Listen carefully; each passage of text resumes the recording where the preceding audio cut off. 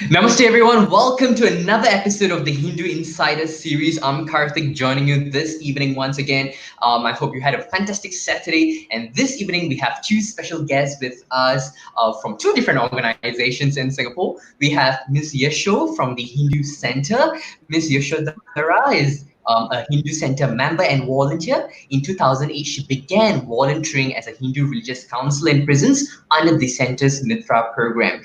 Next, we have Ms Anjana Vivek. She has been associated with the Art of Living organization since 2001. She has been conducting workshops for different age groups and sections of the society since 2003. She's also a wellness, meditation, and yoga coach. Thank you to the both of you for accepting our kind invitation and joining us this evening. Hope the both of you are doing well. Yes, Yeah, doing well. Thank you for the invite, Karthik. yeah. Thank you so much. It's a privilege to be here on the platform, and yeah. Yeah, thank you so much. I think this evening's topic is going to be very exciting because last week we spoke about karma and rebirth, and at various instances we alluded to the point the importance of ensuring that our thoughts are right, and ensuring so that that would translate into right actions. And I said, you know what, let's not delve too much into mine in last week's episode so that today we can really focus on mind. How can we condition our mind? How does our mind works and stuff like that? And therefore, we have titled this program, a title episode as taking charge of our mind. So the first question that I want to ask the both of you is our mind as complex as it seems? Because on a day-to-day basis, I have million of thoughts running across, passing through my mind. Even if I sit to meditate or to pray, I have so many distractions coming on. And when I want to make a decision, there's so many thoughts. Sometimes I have different elements coming into play. So I just wanted to ask, is our mind as complex as it seems, or is it actually much more simpler? Maybe let's start off with Ms Yashodhara.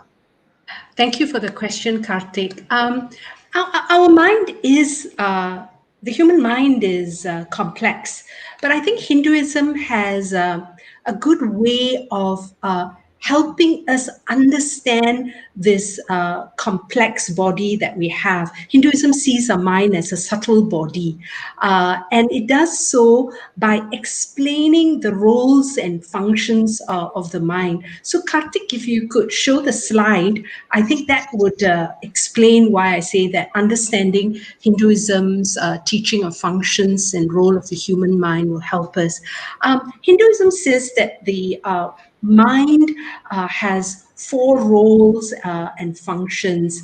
One function of the mind, it's the perceiver. All the five senses in our sense of taste and touch and smell and sight and speak, all these five senses, whatever it perceives, it is being received by our mind and of course being recognized and interpreted. So one role and function of the mind, it's the perceiver. And you were talking about so many things that go through your mind. Yes, it's all coming from our external environment. And you also talked about, Karthik, our thoughts. So there are internal things happening in our mind. So there is this mind is our perceiver. The second role or function of the mind is it's a seat of our memories, all our experiences. So you can imagine as we grow older, the numbers of memories we will have. So it's a seat of our memories. The third role and function of the mind, and this is what makes the human mind unique. Man has this ability to think. That's why the Sanskrit word is manusya. It comes from the root word of Sanskrit man, to think. Man has this ability to think. He has this free will and choice. And this role and function of our mind, we see this thing called the intellect or the buddhi, the thinking portion of the mind. And finally, there's an unchanging portion of our mind, which is our I sense, who we are. It's the ahamkara. So if you go to the second slide, Karthik, I kind of break down in further details these functions of manas and chitta. So the manas, as I said, it's perceiving everything from the external world, but it's also a very important role and function. It's the seat of all our desires, emotions, and moods. So, that's another very complex. We have positive, negative emotions and mood. And it's also the part of our mind that questions and doubts. So some things you talked about, Karthik, you get swarmed. We have this questioning and doubting part of our mind, which is seated in the manas portion. And then chitta, as I said, it's the memory bank. All our impressions, all our experiences are stored in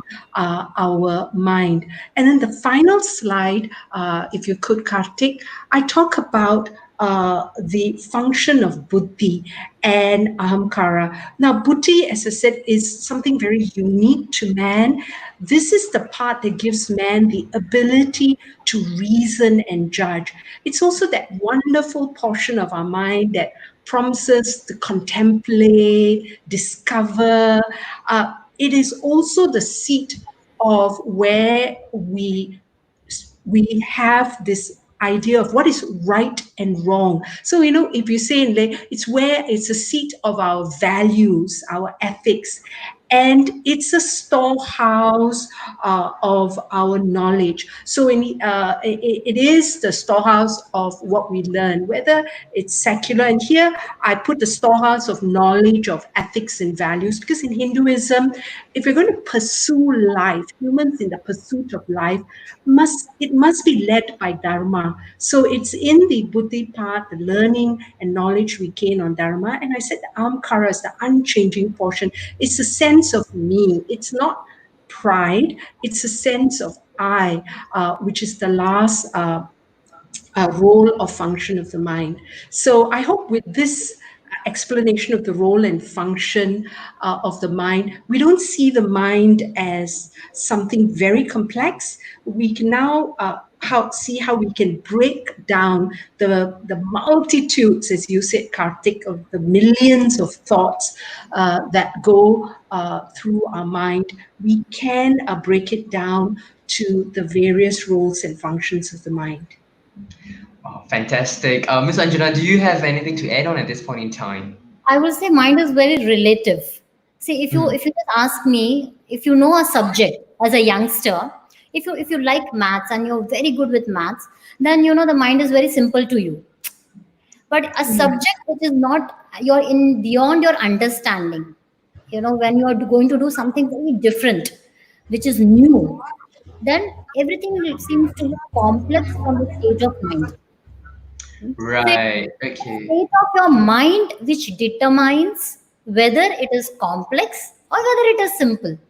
To have an ice cream, to decide something simple, it's easy. But to decide something maybe about a career, then a complexity comes in. So it's very relative, person to person, as Yasho ji also said. It is depending upon the intellect, how your intellect behaves. Mm. Otherwise, it's a very relative term, and yeah, it can be easily sorted out. Right. Sometimes, in our thinking as well, I've read that there's three different types of thinking, right? And one type of thinking is where you actually can do a task without even thinking much. Like, I think I've experienced this when I was driving. Sometimes I've end up driving to a destination without even knowing how I got there because I was just listening to radio on the way, or I'll be just dwelling some thoughts.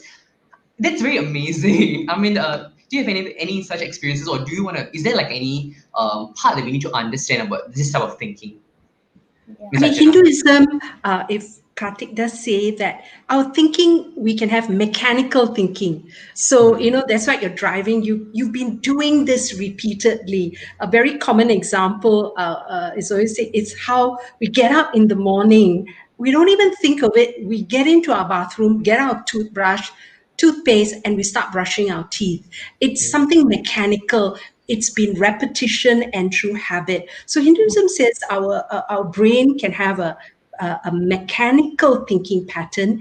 It certainly also has a instinctive uh, uh, thinking pattern. So if you take the very common with our perceiving instinct, with our senses, when we go near fire and we pull away, it's an instinctive reaction. So we have instinctive thinking. And finally, this is what man, and even as Anjana said, our buddhi, man has this ability to be deliberative in his thinking.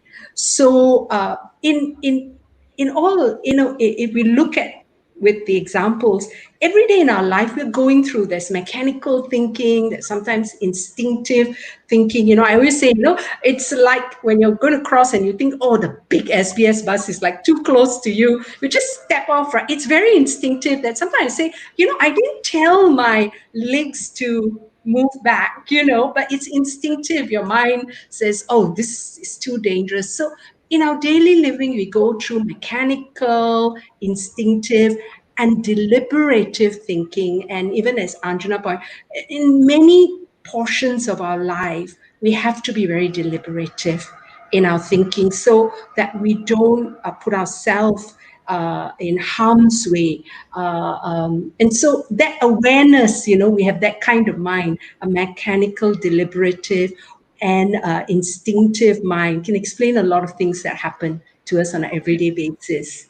True. So Anjana, to you now, I'm going to ask you a question. It's that just now Ms Yashodhara was saying, we have this mechanical thinking and we just do things as by the flow without even thinking much to it.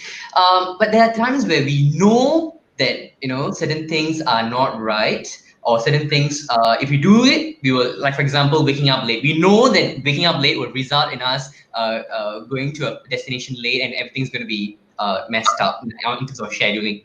Yet we do it. Why so? Why is there a gap between a doer and the knower? Okay, so I'll tell you a story.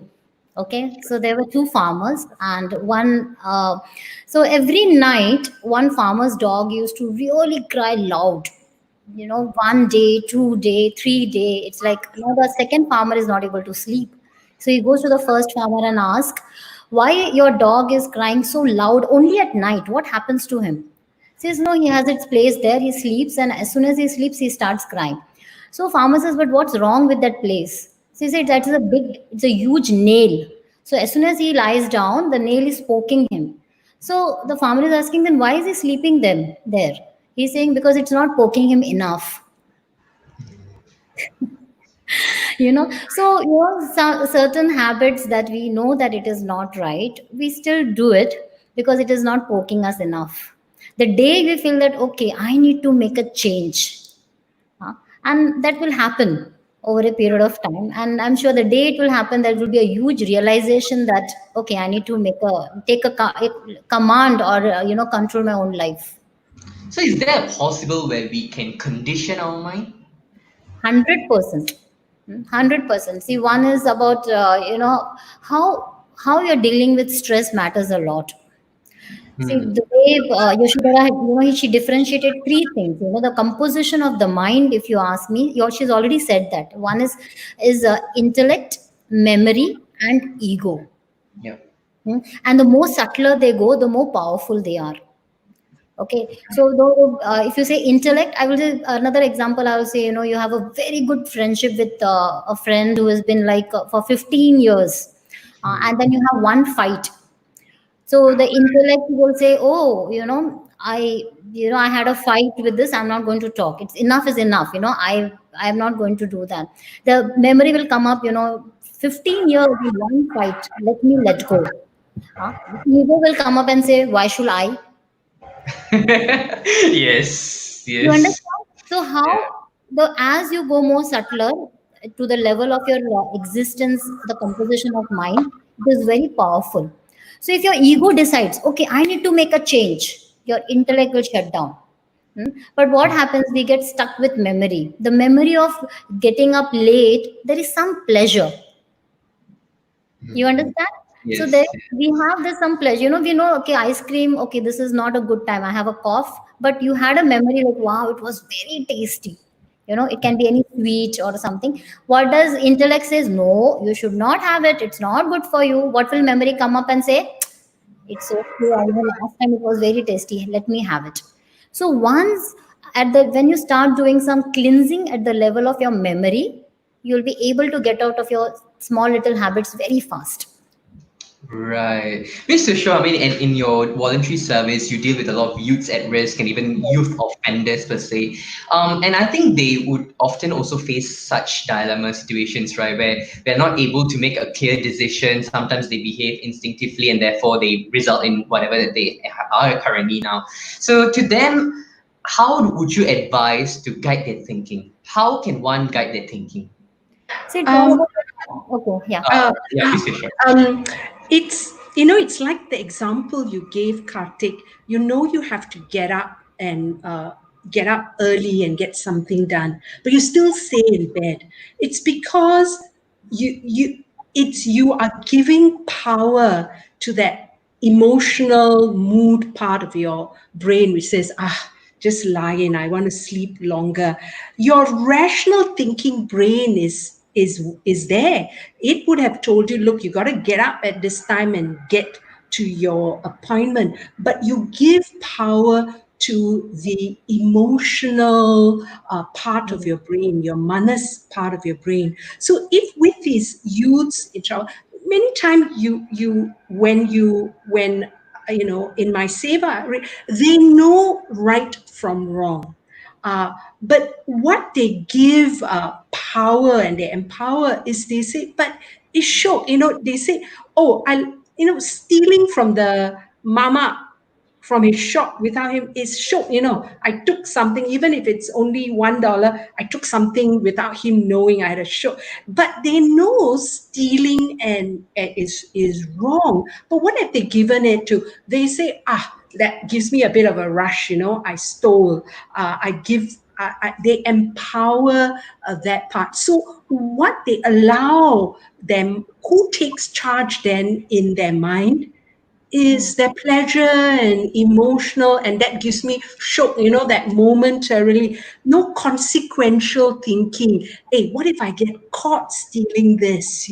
I can, the police can be called and I'm going to get charged and but no, they are giving power to that emotional side. So Hinduism wants and says, don't let the boss in your life be your manas, or your manomaya part of your brain. Allow buddhi to be king, because that part will judge and reason, evaluate, look at consequences, deliberate. Let that lead. And of course, for it to be a good leader or boss, it must have right knowledge. So for the youngsters, what we do in our seva, in our mitra, is for them to see a value, a personal value of not stealing. They must see a personal value to not steal, and then they assimilate it as part of their lives. I mean, it then becomes seated in the buddhi part of their mind. So next time, although they say, I was shocked, they will say, but I know now I give value to non-stealing. That's not me. That's not me. So their eye sense will now not identify with that, someone who steals from the mama and makes sweet. He'll say, no, but that's not me. So what we do is to get them to see a value in a value system, and then to assimilate it, and not and point out to them the dangers of being led by your emotional mind, or your instinctive mind. There's so many examples you can give them, because they themselves will tell you, yeah, I got away so many times, but I got caught. Once I got caught, the police investigation, being charged, being in remand, then being sentenced here to reform. They have seen it. They have seen the damage and risk of being led by the manas portion rather than their thinking or their buddhi portion. Anjana, would you like to add on? Very simply said is like, intellect decides. Like, in the job of an intellect is to discriminate what is right and what is wrong, right? When the intellect gets overshadowed, That's where the problem happens. And exactly what she says, when the intellect clears up, when the cloud clears up, the sun shines. Exactly the way when your intellect get clears up, then you're able to see life from a very bigger perspective. And the value, understanding a life, what am I doing, what is right, what is wrong, comes very clear to you, actually. Right. So at this point in time, I would like to ask Ms. Anjana you a question. So far, what we have discussed as an example is more of a person not being able to control their desires, right? They're attracted to something, therefore they're not. But let's shift the spectrum a little bit more to a situation whereby um, we are compelled by external factors. This could be being influenced by your friends, or this could be being keep hearing discouraging comments from your family members. Of probably would have done something, and therefore they're very judgmental. I think this can, even sometimes teachers tend to be judgmental in their remarks, or friends, or parents. So it's such situation, right? They are the earlier example is where we have a bit more control, but this is external forces coming into play. Now, how do we then deal with this? And the mind gets even more boggled. Yeah. So, say external forces you won't be able to control, whether it is from a family or from a corporate. You go to offices, there will be politics. It's everywhere. What can you focus more is on internal, because it's like you need to know a row to row a boat. If you're not able to row one boat, you won't be able to row any boat, right?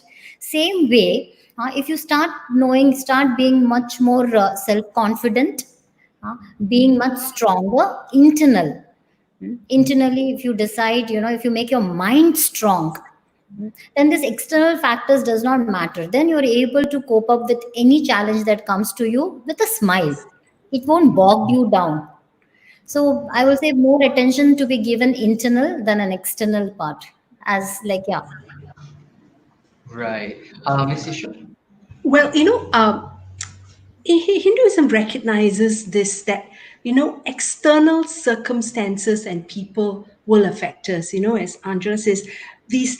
So what Hinduism teaches us is our attitude to these external people and circumstances. I mean, certain times with even negative people, so we have to say, well, we adjust to it and say that's their view, it's their negative view of me, but you don't internalize it. As Anjana says, that is their view. Something Hinduism calls it sama buddhi. You adjust and you say, okay, I'm going to meet. I tell a person, when I remember when I was 9 years old in primary three, we had a teacher. She was extremely negative. So anything that come, any little mistake we made, and I remember as a 9-year-old, it used to impact me because I'd never experienced. That was the first time I had experienced a teacher who was not nurturing, but was, and what, even as a 9-year-old, I remember I went to my dad, and what was he telling me? He says, look, that is her. It's her. She is like that. But you know your worth. And my father asked me, did you do your best on that test? And if you did your best, that is it. Don't let another teacher. So it's an external person. So when we have these kind of negatives, we adjust and say, okay, that person can be negative. Don't internalize it. And that means in your manomaya kosha, don't let your mana dominate, and get it seated in your emotion and say, oh, that person called me stupid, or that person called me overweight, or, and it's, oh, then I must be stupid. Then you're allowing again that emotional seat in your mind to dominate and take control of you. Instead, don't let these negative people or circumstances strengthen your intellect mind and say, look, okay, I know my worth, I see my worth. Maybe I am a bit overweight. Okay, I'll do something about it, but I'm not going to allow someone to label me and say, because of that overweight, I am this kind of person, because your intellect will tell you and your eye sense will tell you who you are. So always strengthen, Hinduism always says, strengthen your buddhi, strengthen, allow that to be the lead in your life. Even modern psychologists will say, don't give effect to emotional thinking. And I think it's called emotional thinking, or that all or nothing thinking, or labeling thinking. Oh, someone has labeled me. Even in moderns, they say that's very destructive thinking patterns. And those patterns come because we allow our manas to absorb these, as even Anjana says, all these negative, and let it take root. We let it ruminate in us and dominate. So don't, to take charge of our mind, we take charge of our thinking pattern. And And what I will also add here, Karthik, can you show the slide of that happy and sad? I will really Sure. want. Yeah, just give me a second. No problem. Yeah, here we go. Yes. Okay. Yep. Just click out. So another thing, I want to say, like, you get influenced by an external factor when your energy levels are low. You've seen Mhm. this? Whenever you're not feeling to your energy levels, you're not up to it, then small little things starts bothering you a lot. Yeah. Or you know, 20%, you can stretch to 120%. But if the energy levels are high, if I say, oh, Karthik, you're hippopotamus, then Karthik is going to, okay, live up to my standards. So it all depends upon what kind of energy levels you carry. And Yeah. True. if an energy, if you ask me, there are four sources of energy. Very simple. One is you take care of your food. If you eat good food, energy food, which gives you energy. Good Mhm. sleep gives you energy. Yes, we all know that. A good night sleep really makes you fresh. If you're not sleeping well, even a saintly person will start behaving like a dragon, right? And the third is paying attention to your breath. Any breathing exercise, you can go for jogging, running, sports, anywhere where you're using your breath helps to rise your energy level. And the last, but not the least, is about calm and meditative mind. Yeah. So if you have a very calm and meditative mind, if you're very peaceful inside, you actually gain a lot of energy. And that's Mhm. how the whole day you can be either with energy packed, or you can be deprived with. And Right. external factor will only start affecting you when your energy levels are going down. Right. So the current slide that you're showing, this is what does this illustrate? The earlier part that you mentioned? Yeah, see, when your energy levels are high, you see a happy person. Oh Yeah, yes. Yeah. he will be doing everything with a very happy attitude. Yes. If someone insult you, you can make it like a humor, right? Right. Yeah. Yeah. Yeah. And if your energy levels are low, even they say you even a simple thing, but because you don't perceive in a right way, because your energy levels are low, you basically get completely bogged down with a small comment, a small message, and email can just put you off balance. And if you Correct. today, we are, my friend very nicely says, she says, we are using so much of WhatsApp. We have, it's I will say, a biggest way of expressing our thoughts.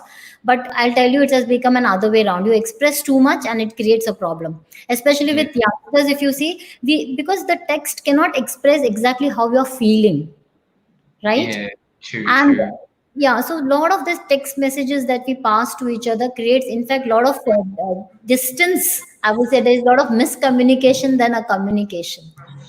I think we have got some questions, interesting questions that have streamed in.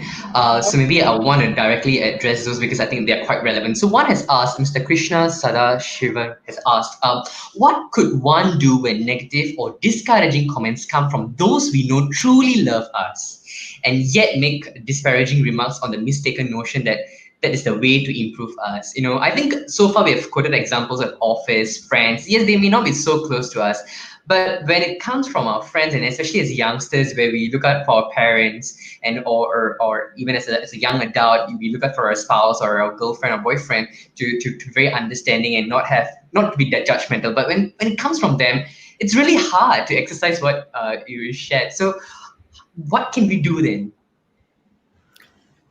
Mm, if you ask me, it's about how you apply wisdom to your life. One is same. As I said, if your energy levels are high, you will able to understand them from what perspective they are coming. See, sometimes a criticism, constructive criticism, when it is given, Mhm. it is very important to also take it. Someone is saying you're not good. Why? That reflection is important sometimes. As youngsters also, such kind of constructive criticism you can only take. Hmm. Again, when you see your life from a bigger perspective. Otherwise, you will just say it, okay, no, no good. Everything is they're saying is I don't want to listen to with a block mind. So if you have an open mind and say that, okay, let me listen to what they're saying. Is it a criticism which should I take or should I just put it in a garbage? So how do we then define a constructive feedback? This is sure. Yeah. Again, in our portion of our mind, the buddhi portion, Hinduism stresses what we should strengthen is our knowledge portion. So even as what Anjana has said, to come to that conclusion, even from a loved one, is that criticism constructive? It Mm. requires us to be reflective, to reason and judge. Okay, that criticism that I heard from a loved one, a family member, was that a fair criticism? Was it legitimate criticism to make? And then we reflect, because if it's legitimate and we are reflecting on it, our thinking portion of our mind will certainly tell us, then look, change that behavior. This is for a loved one because that behavior could be hurting the relationship, even hurting that loved one. But at the same time, particularly in family relations, it's a very emotional. So if that criticism and come during a fight, I think one of our buddhi portion will say, well, it came at an emotional time. It came at a moment of anger from my loved one. And so again, our buddhi portion will say it came from this emotion of anger. So was it legitimate? Was it momentary? This is what our buddhi portion would let us reason and judge. But what it again means is we must therefore have a very deliberative and contemplative mind. Again, it's Correct. not an emotional mind. I mean, with family members, you'll say, how can you say that about me? I know I am the anne or I am the akka. I'm a middle child. So I know, sometimes I get criticisms from my elder, my younger, but I can't say, I'm akka tangachi. I have to look and say, I have to ask, is that a valid criticism? I think one of the things Hinduism, I mean, my personal, it has helped me to have this very contemplative. So then your mind becomes calm. It's not a reactive mind. So when you hear that criticism from, you go back and you think and say, was that a valid criticism? Should I look at it? Should I look at my change of behavior? Because this is someone I love. So once you get a deliberative and you get a calm mind, you're not going to have a very agitated mind. And I think you're going to be in a better place in juggling these kinds of difficulties and circumstances and people. Yeah. Ms. Anjana, earlier you wanted to say something, right? No, I just want to say that if it is a constructive criticism, can be just taken in a way like it's going to uplift me, whether it's going to Mm. be uplifting me or it's going to put me down. That decides whether the criticism is constructive or not. Someone is giving Correct. the criticism with a solution. Mm. Yes, Very important. yes. Correct, correct. Agree, agree. So in other words, am I right to say that it's okay to not react at that instance and to take a step back, maybe say, "No, let's have a discussion another day, or let's talk about it another day," and just shut the phone and then go have some me time, have a cup of tea, or maybe for youngsters, go and chill out somewhere. Is it okay to do that and not address the problem at that point in time and then revisit it another day, or would you suggest no, you should visit it there and then make a decision there and then? How does that work, Miss Anjana? Maybe you can elaborate. So, see, it depends upon what state of mind you are in. Okay, now if you have got into anger, frustration, and anger, anything that's going to come to you as a solution, you're not going to take it, right? So, what state of mind depends. If you feel that no, I'm going to now react, not respond.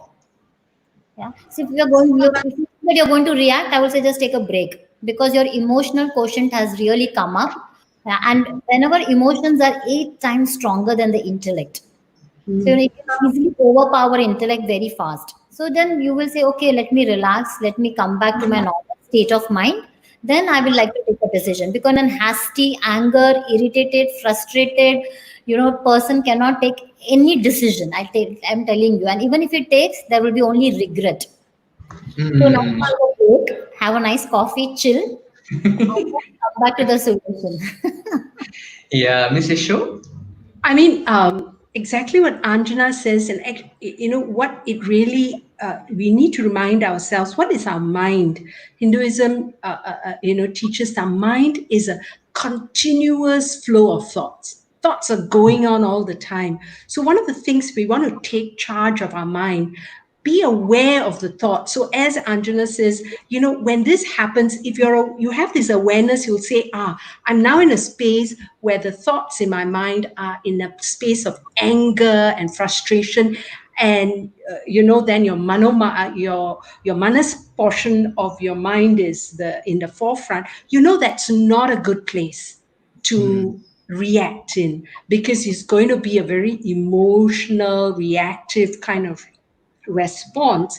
So what you have to do is watch the thoughts. You will know the quality of the thoughts that are going through you. And if you know you're in that space, as Anjana said, anger or frustration, bitterness. And one of the other things about our mind is it sometimes then pulls things from the memory bank, So sometimes even to add fuel to your fire anger. Oh my God, this statement was made to me in 1999 and it's being repeated. Your memory bank, and it compares experiences similar, and it can add fuel to the fire, and you say, I have been taking this for too long.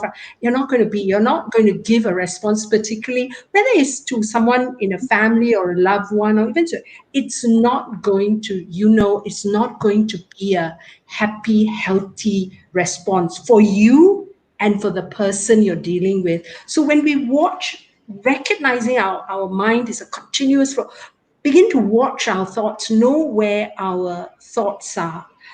And of course, if you need that time and say, I have to take that time and respond to it. Of course, sometimes you can, Hinduism teaches, think the opposite of that thought. It's called pratipaksha bhavana, So if you can say, look, okay, calm down, calm down, yeah, sure, calm down, so you can deal. That is also a way. So you can, if you think I can handle it by not going for a long break, you think the opposite thoughts, so that you're changing the mood, and you are changing the mood to calm your mind, so that what again is taking charge is your buddhi. So it's going to be back to that reasoning mind to deal with the situation.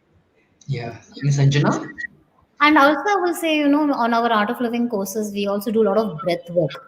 See, if you ask me, can our mind be handled at a level of mind? It's impossible. You tell your mind, I will not get angry. Ever it has listened to us? I'm telling you.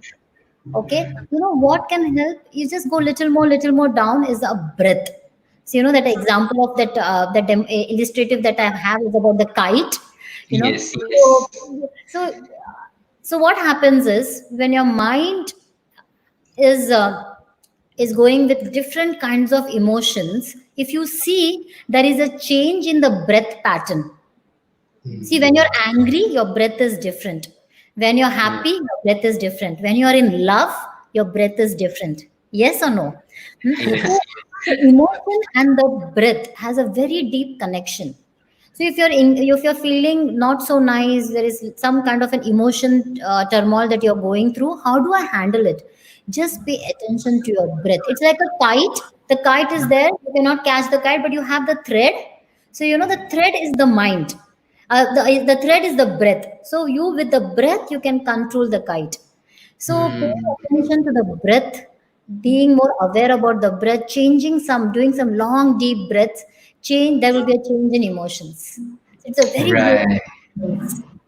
Yes, thank you so much for sharing that technique. I think that also answers Mr. Vignesh Jodimani's question on is there a technique to work on the internal? I think, Mr. Vignesh, you can actually start off by the breathing exercise. And I think on the Hinduism front also, I think japa chanting is also one way to, calm yourself. I remember one person sharing with me that whenever he gets angry, because he drives, and during his driving, sometimes he gets disturbed by how other drivers drive recklessly, and therefore what he does is he immediately, instead of saying vulgarities or scolding that person, he starts chanting loudly. Let it be oh Namo Narayana, oh Namo Shiva. He just chants and then it distracts his thoughts and also calms him down. So that is one So, technique. Karthik, if you see, the chant and the breath is also again connected, because when you use a chant, you're doing any chanting, there is always a notation. If you have learned chanting in a proper manner, and if the chant notation, there will be a different rhythm of breath. That's where chanting and breath, yeah. So, yeah, there is a connection, yes. That's great. Now, Ms. Chitra Varaprasad has asked a question. It is easy for an adult to ignore what others say or think because partly to do with the maturity. But when it comes to younger children, so I think this is from a parent point of view or probably even a grandparent's point of view, it's hard. Or the young children may not have that maturity, and therefore that's the reason why they tend to make hasty decisions. And I think we have increasingly heard such stories of as well, young children or young teens making a wrong decision of to end their life.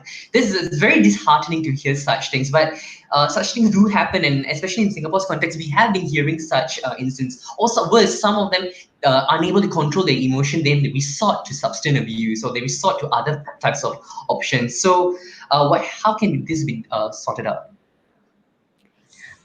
Maybe. With regards to Ms. Chitra Varaprasad, I mean, yes, for younger children, the ability, the buddhi portion or the intellect portion of the mind is growing. It's not as strong. So yes, their emotional part is going to be very strong. And I think, I mean, with not a parenting, I think it's really the ability to communicate. I go back to my own personal example as a 9-year-old. I mean, it was so clear to me. I remember my dad came to pick me up in school, and that, the teacher had given such a negative response to all of us in class who had not done well in the 10. And I remember so clear getting into the car. It was just pouring. I know my dad has got a long day at work and he's coming, but I felt I know my dad would not shut me down. So I wanted to, so I think letting us speak. So I want to tell my dad how I felt emotionally, how my teacher said to me, and showing him the mark I got and how the teacher, I think, help, encouraging children to talk about their emotions. So I know, like my parents encouraged it, so let them speak, because then we can we know their emotions. So like the Karthik, the problems we've read in you, but young children, taking drastic action, if they can speak to someone. And we have also a school system where now we have counseling, but even as parents or a loved one or aunt or uncle, let them share their emotions, and we are open to it, and then we can have these discussions with them of telling them, okay, because as under emotions like this of feeling anger or hurt, or they are natural emotions in humans. So let children speak about it, and then you can address it, and then when as parents we address it, we can take them down the road of helping them reason and judge this emotion, and not allowing them to label themselves against that emotion, so that they develop any sort of unhealthy thinking pattern. I think that's what I would share.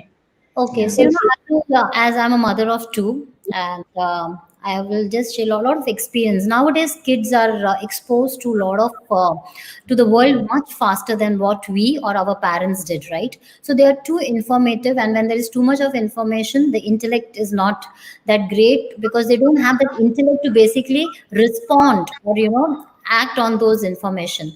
So first thing as a children, I would say human values inculcating it from the house is very important.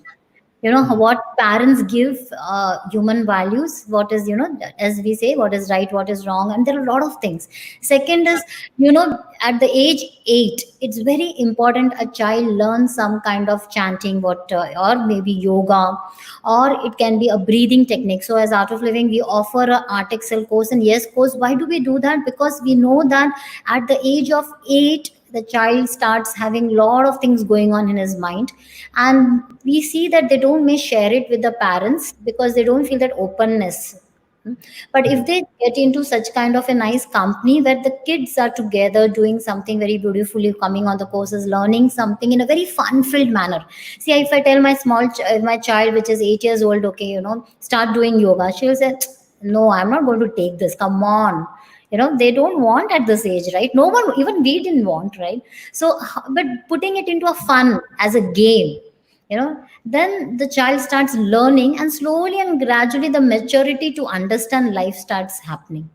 And I can really vouch that such programs are very, very important, uh, not just in Singapore, all over the world, because children are having a different kind of stress that they deal with. We feel that, That's okay, right. only the adult has stress. Come on, they have much more stress than us. Correct, correct. I think we have a question from the Hindu Center's page. Ms. Soundarya has asked, I mean, as a counselor and teacher, what are some of your techniques to deal with people who are unable to take charge of their mind? I mean, one of the things that we do now is we do have sessions where we first explain to them what is the mind.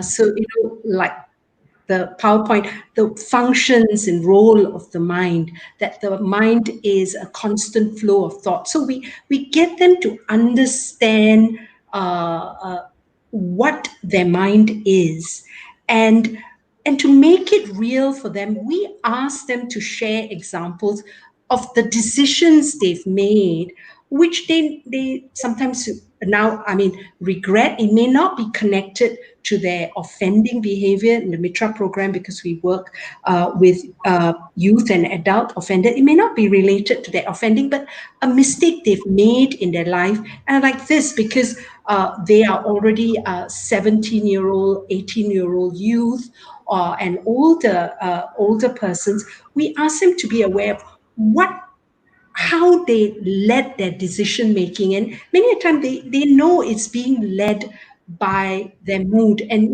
Karthik, you asked about addiction. So many of their decisions to do things were led by a deep-seated addiction. It can be to drugs, it can be to gambling, alcohol, and this is even with youths. I mean, with youths, there is a problem with alcohol abuse. They want to get not drunk; they want to get blind drunk. So they will share with you how they've been even to A&E and had their stomach pump, because so much of alcohol, they were having alcohol poisoning, and they had collapsed. So they have then very deep-seated addictive desires, and that led their behavior. So we address this addiction which they have developed. They become deep-seated desire, which leads all their decisions. And at times we have to tell them they need proper expert help, particularly if they've had a long-term addiction to alcohol or drugs or gaming or gambling. So in our Mitra, one of the things, and of course, as Anjana said, we focus on right values. We teach them dharma to, because that, to let them know, if you don't do something right, they know how, what do they feel? They feel guilt, they feel misery, they feel unhappiness. So by teaching them, we tell them, if by assimilating dharma as part of your life, making the person value, you now find that when you make decisions which are right, and that's why sometimes when they come out of prison, they'll say, they will call and even tell you as they come, I said no to drugs.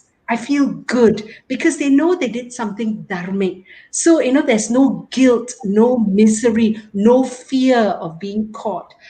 So also another focus is dharma, getting them to see the human values that they should live by every day. And Right. control, again, I will say, comes from the level of commitment. How committed you are to certain things, that how it decides your life. And sometimes you say that, okay, right now my mind is out of control. I will say just pause. In fact, see, if you ask me today, the nature has asked us to pause and reflect what exactly I'm looking in life, right? Yeah. But if you do this more, with an understanding, okay, let me just pause and think, what exactly, where am I running? Where am I going? What I want to do? So I will say, take a break, meditate. Like a, like it's more than having a coffee. See, all this small little addiction of tea, coffee, or I will say even alcohol. Why do you do that? That you just ask yourself simple, because you want to feel high. You want to feel have a kick, right? Somewhere your energy levels are down, you're feeling dull. Let me have a cup of coffee. I want to feel high, where I say I don't care about the world. Let me have alcohol, right? Yeah. Uh, but if you feel high, just doing some simple breathing technique and doing meditation, then I will say all this thing is like, okay, I do it without even spending it. That's right. I think we would like to also mention something. I think due to some technical glitches earlier, we couldn't go live on the Art of Living page, but we are now live there already. So, to our friends who have just joined us through the Art of Living, thank you so much for joining us. This evening, we have this Hindu Insider series, which is run by the Hindu Network under the auspices of the Hindu Endowment Board. And this particular episode is done in partnership with the Art of Living Singapore and the Hindu Center Singapore. This evening, we are discussing about taking charge of our mind. So thus far we have discussed about the structure of our mind, where there's buddhi, there's manas, there's the intellect, and there's the I, the ego, and how the dynamics is all how it works. And then we also spoke about how to activate or prioritize the buddhi, how to give it greater priority when it comes to a difficult situation, and not to be susceptible or subscribe to what the manas suggest all the time. So earlier, I mean, so far you've shared various techniques. You have also shared breathing. You've shared about chanting. Maybe there's this other question from Ms Sheetal Monkat Baituri. I'm sorry if I've mispronounced your name, Ms Sheetal. But your question is, what is destiny versus free will? How do we apply the knowledge in decision making? Ms Okay. Anjana. Yeah. So, your height is your destiny. You cannot do anything with your height, right? You cannot stretch yourself. And but putting on weight is your free will, right? So certain thing is a destiny, and certain thing is a free will too. So, and how does an apply knowledge in decision making? See, I tell you, decision making is needed when there is a choice of equal. Okay, if you're hungry and there is a piece of pizza and a piece of wood, do you need any decision making to be done? You just take pizza and have it. But if there is a piece of pizza and a piece of burger, that's the time you need to make a decision.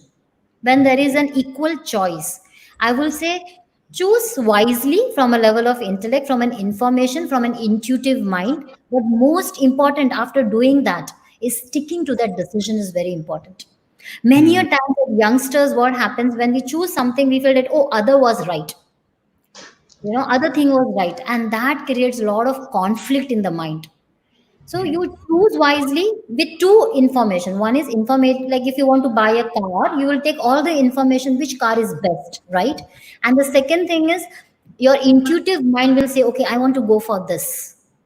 This is the thing. So two ways of making a decision, and after that you make a decision, please stick to it. That is very important, and whatever you stick to it brings commitment, and that will help you a lot.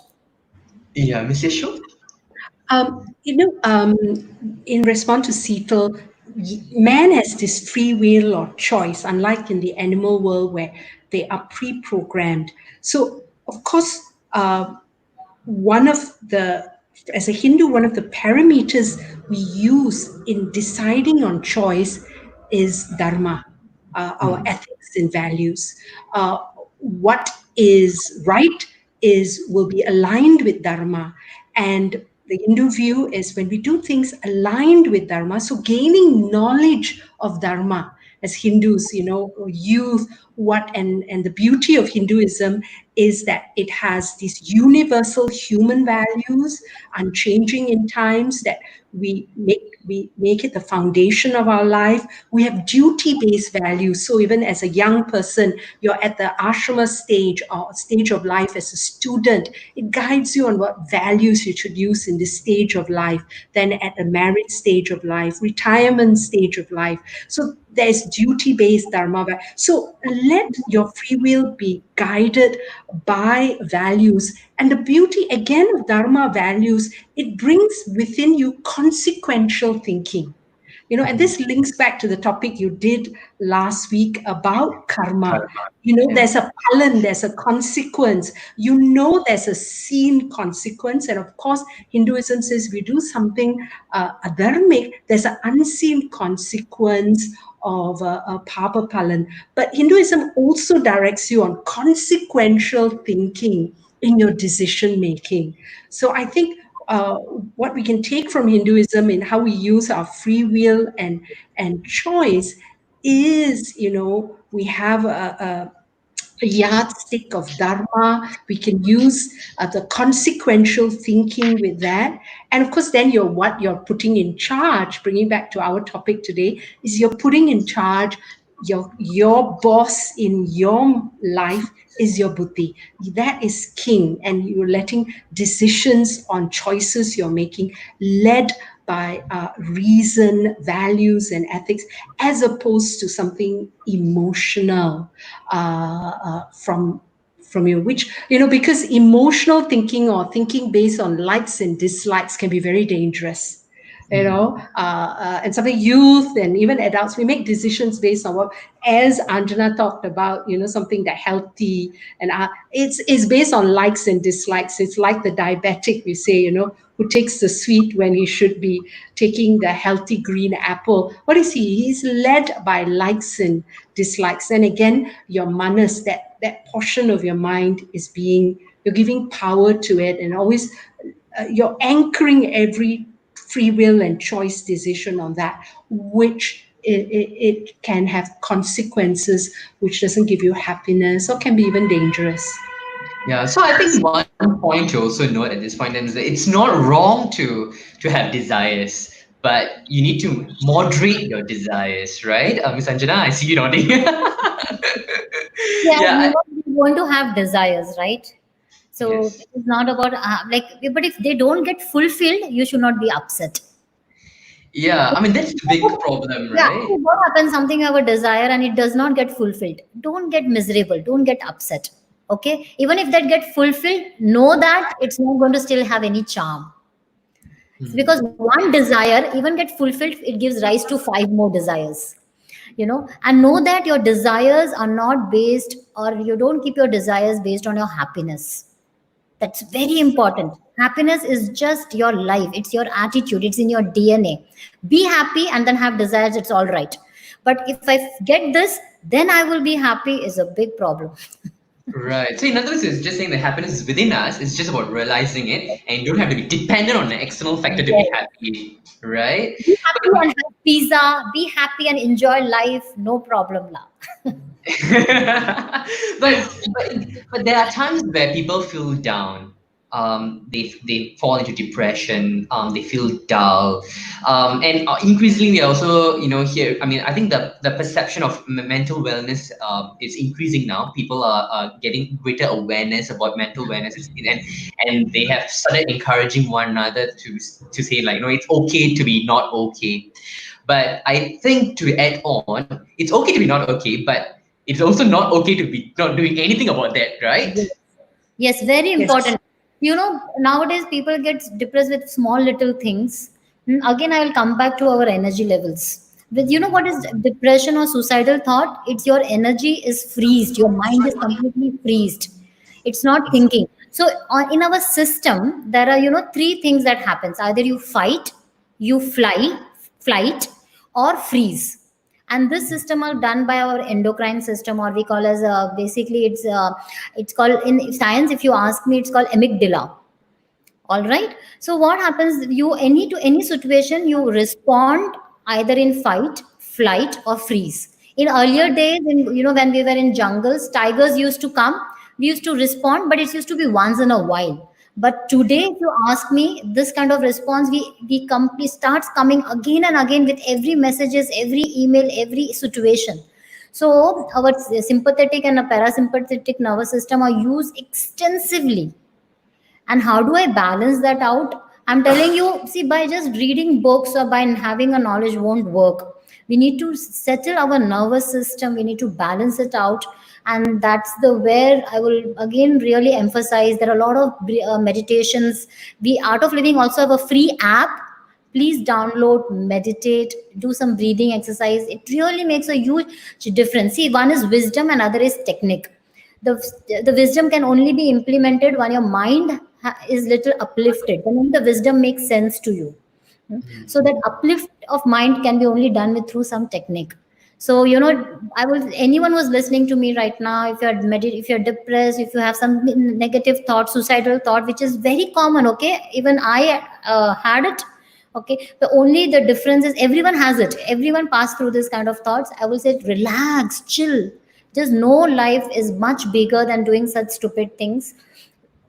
Pause, meditate, put attention to your breath, and always come out and reach out. We can definitely help you out. We have Right. solutions. I'm telling you that. Yeah, true, true. I think that's what that happens most of the time, right? We tend to think that this is the only ending the life is the only solution. But if you take a step back and you realize actually there's a lot more options that we have not explored. It's just whether we want or not. And I think this is what and like what you said, partly to do with the technique as well. You need to condition your mind, and so that you can better acquire and assimilate the knowledge, right? So, and to do that, I think we need to put in effort and like I said, do meditation, chanting, breathing techniques can help anybody. And then when it comes to applying our wisdom, this is where we need to really prioritize the buddhi and see the rational thinking. I think Ms Yasho mentioned it at the start of the program. Rational thinking is very important. Deliberative thinking is very important. It's okay sometimes to do mechanical thinking for things that are very clear, but when things to do with emotions, and as long as it's an action that you somehow know that it may have a consequential effect on others, I think that's the time where the both of you have consistently mentioned that we need to activate our intellect. Got to think through and see whether this is useful, is it going to be helpful. And the last point that you just mentioned earlier, Ms Anjana, is to think, to understand that this is not the only option. There's so many other options available. It's just whether you want to seek help. I think many of us tend to just close up, sit down in a nutshell. But so at such instance, it's so hard to think, okay, I should seek help, right? So this is where I think those around them should have a lookout. Maybe your siblings or your parent, if you're a parent or sibling, or a friend, if you observe your fellow peers or your sibling behaving in a very different way, tend to shut themselves up. I think that means that some sort of intervention, let it be medical intervention or even some sort of like a support is required. I think that's a bigger symptom. Any other symptoms that we should look out for, Ms. Anjana? So no, I will just say that see, a lot of things that even at the body level that we experience a disease comes from a level of mind. Somewhere we have not given an attention to the mind. We have so many diseases. In fact, I would say 80% of the psychosomatic issues disease that comes to our body level also is through the level of the mind. The koshas that even Yashoji was talking about. From Manomaya kosha to you come to this our body consciousness. So I will say pay attention to your mind right now. It's very important because right now we're all sitting in four corners of the wall in our house. There's a lot of restricted movement around. So take this opportunity, learn something very beautiful. There are a lot of online things. You can just download app, meditate, exercise, do yoga, keep yourself fit mentally and physically. The dental hygiene we all take care, but a mental hygiene is also as equally important in today's life. And as youngsters, we may not be very inclined towards scriptures. No problem, it's all right. But be practical and know the science well, and see how a chanting, a meditation has a very scientific approach. Right, sure. Thank you so much, Ms. Anjana. So to just summarize, Ms. Yasho, any final words from you? I think I hope what from today's sharing is, what Hinduism stresses is watch your thoughts. Be very conscious of the thoughts. As Andrea, in these pandemic times, we can't see family and friends freely, especially family and friends are apart. So it's natural, our moods, we're going to be a little unhappy. We're going to be distressed. Now we're thinking, when there'll be a vaccine, when there can be a vaccine, when will there be a vaccine? We get stressed. So be alert to the thoughts that we go through. And, when we get down, do things, even as Andre, we're not, if you're not spiritually, we're not saying, okay, I want to do a japa, because that will help me calm down. Even myself, at times, sometimes I will just say, as my japa, all will be well. All will be well. And so, what I'm changing is my thought pattern, who is saying, like today the news come, you can't travel, you can't, then I think I can't see a loved ones, for the rest of this year. And you go back and say, oh, last year, what a wonderful new year. You go back to that space. So even I just do, all will be well. All will be. So I'm changing the quality The of. positive affirmation. You keep giving the positive Yeah, affirmation. That it's makes an me fun. affirmation. So I changed the quality because I've become conscious of watching. That's why, sometimes in Hindu, as you think, so you become. So I'm changing the quality. So I hope from today's we all can just very simply take charge of our mind, but just watching the quality of the thoughts that go through our mind, and change. What negative to a positive, a sad thought to a happy thought. We can do that quite easily. Or even just playing your favorite music. Or I like coloring, For my birthday, I got a coloring book which has an app with music. So you color to music. And it lifts your mood, and then you see this lovely work at the end of the day. So anything, because it's just changing the quality of your thoughts. Well said. Thank you so much. Thank you so much, Ms. Yasho. Ms. Anjana, any final words from you?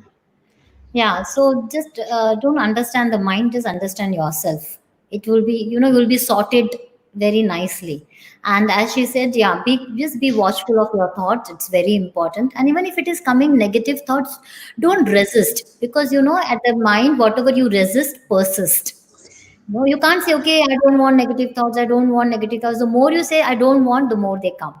Okay, welcome everything and know that you're much stronger than anything else. Your mind is just a one faculty, but you are much bigger than the mind. Just knowing this, having a strength to walk, you can achieve a lot.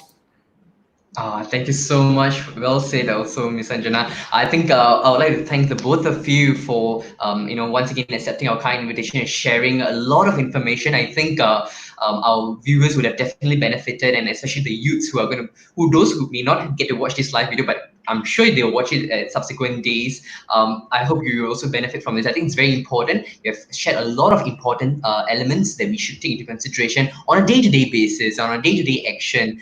So these are things. So mindful living is what I'm going to take away with me, and I'm also going to apply it on my day-to-day basis. So thank you so much. And I also like to thank, on behalf of the Hindu Youth Network, we would like to also thank Hindu Center and the Art of Living for partnering with us for this specific episode. Thank you so much. Thank you all. Have a lovely evening. Thank you, Karthik. Everyone stay well. Bye.